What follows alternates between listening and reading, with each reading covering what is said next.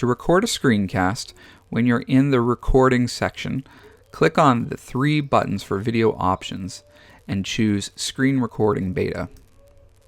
It will ask you if you'd like to capture your screen, so click on Start Screen Recording. I recommend selecting the application window, which will only open up your Chrome web browser. If you have multiple tabs open, you may see a Chrome tab, and you can select the specific one. Click Share, and then your screen will then appear on screen. Recording is now underway. You can use this as an opportunity to explain parts of your code or other projects that you want to share.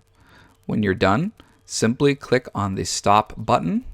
You will then have a chance to play back your recording and check to make sure that everything is there. If you still have more time, you can hit the Add More button, and you can either choose to, again, click on a screen recording or record yourself. And as always, when you're finished, click Next. You can take a selfie and then submit video to submit your work.